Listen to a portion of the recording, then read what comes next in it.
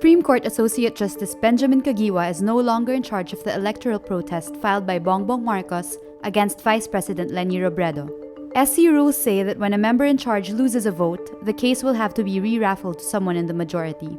Caguioa voted to dismiss Marcos's protest because the initial recount of 3 pilot provinces showed no substantial recovery for him. But this was overruled 11-2. Only Caguioa and retired SC Senior Associate Justice Antonio Carpio voted to dismiss the protest. In his dissenting opinion, Caguioa says the Presidential Electoral Tribunal cannot turn a blind eye to the numbers, which show Robredo has an additional 15,093 votes from pilot provinces the Marcos camp handpicked. Deliberations for the case resume November 5, 2019. Retired Supreme Court Justice Antonio Carpio says it will be his retirement goal to convince President Rodrigo Duterte to assert the arbitral ruling to China that says the Philippines has unequivocal rights to the islands in the West Philippine Sea. In the Philippines, 93% of the Filipino people want the arbitral ruling asserted.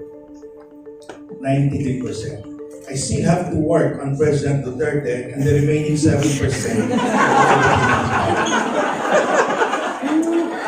As a THO, a die-hard optimist, I believe this seemingly impossible dream can still be achieved with your help. In a gathering with journalists Tuesday, October 30, Carpio says he plans to spend most of his remaining waking hours defending the Philippines' sovereign rights in the West Philippine Sea.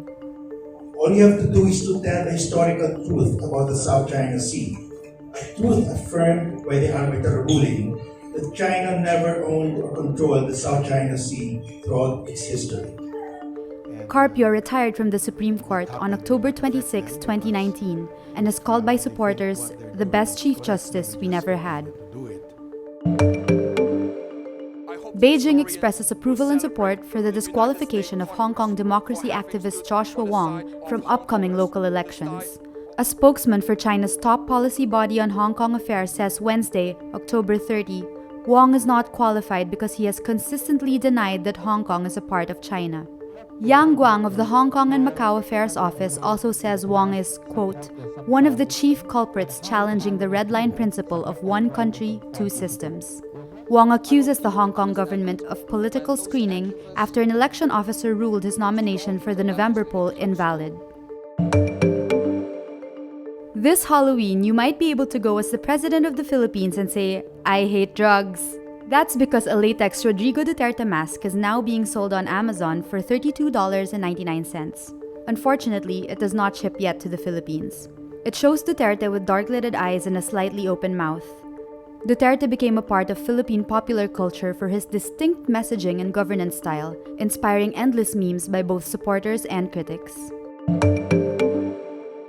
A new witness in the impeachment probe of President Donald Trump rocks the White House Tuesday, October 29. National Security Council Ukraine expert Lieutenant Colonel Alexander Vindman is expected to tell the House inquiry he twice reported concerns about improper White House efforts.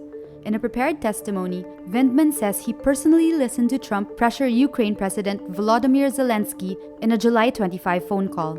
His testimony offers some of the strongest evidence yet that Trump abused his presidential powers and broke election laws.